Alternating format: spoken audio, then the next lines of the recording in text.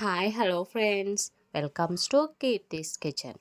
చాలామంది నైట్ మిగిలిపోయిన అన్నం పడేస్తుంటారు కదా. అలా పడేయకుండా చాలా సింపుల్గా ఈజీగా జస్ట్ 10 మినిట్స్లోనే టేస్టీగా టమాటో రైస్ ఎలా చేసుకోవాలో చూపిస్తానండి. ఇది చిన్న పిల్లల నుంచి పెద్దల దాకా చాలా ఇష్టంగా తింటారండి.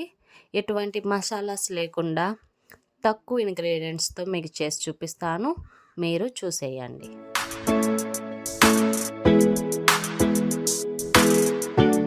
దీనికోసం ముందుగా నైట్ మిగిలిపోయిన అన్నం తీసేసుకొని ఎటువంటి ఉండలు లేకుండా పొడి పొడిగా కలిపేసుకొని ఒక పక్కన ఉంచుకోవాలండి. దీనికి కావాల్సిన ఇంగ్రీడియంట్స్ చూపిస్తాను, చూసేయండి.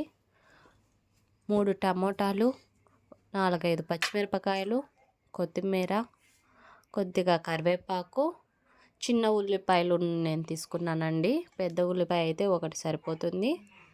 చిన్నటి కాబట్టి ఒక 5 అనేది తీసుకున్నాను. తీసుకొని ఇలా చాప్ చేసుకోవాలండి. ఇలా పొడవుగా చాప్ చేసుకోవాలండి.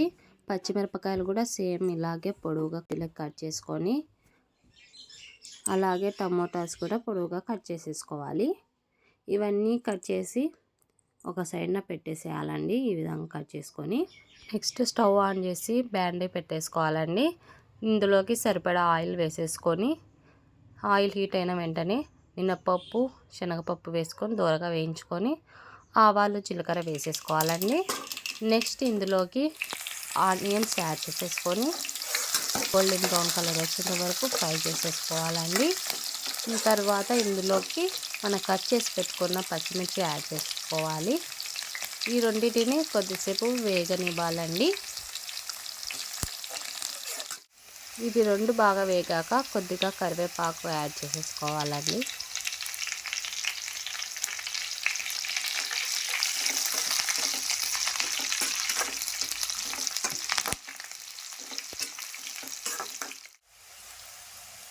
ఇవి బాగా వేగిపోయాక ఇందులోకి మనం కట్ చేసి పెట్టుకున్న టమాటోస్ అన్నీ యాడ్ చేసేసుకోవాలండి. యాడ్ చేసుకొని బాగా మగ్గే వరకు కలుపుకోవాలండి.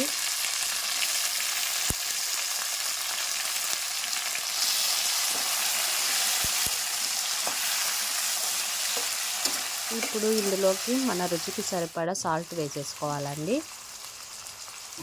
ముందుగా మనం రైస్లో సాల్ట్ వేసుకొని ఉంటాం కాబట్టి కొద్దిగా అయితే సరిపోతుందండి. మరి ఎక్కువ వేసుకుంటే సాల్టీగా ఉంటుంది. టమాటాలు కొద్దిగా మగ్గిపోయాక చిటికెడు పసుపు యాడ్ చేసేసుకోవాలి.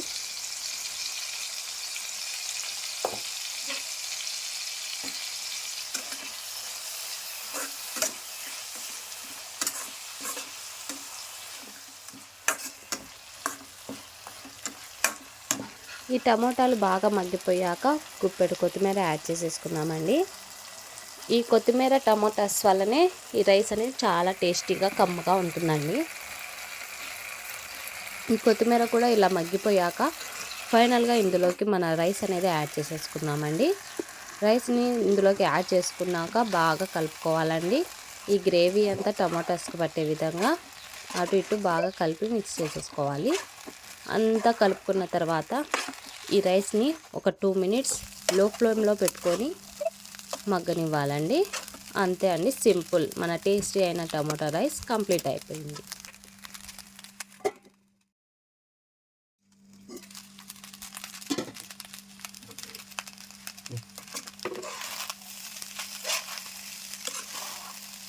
అంతే అండి, టేస్టీ అయిన టమాటో రైస్ కంప్లీట్ అయిపోయింది. ఇంకా స్టవ్ ఆఫ్ చేసేసుకొని సర్వ్ చేసేయడమే.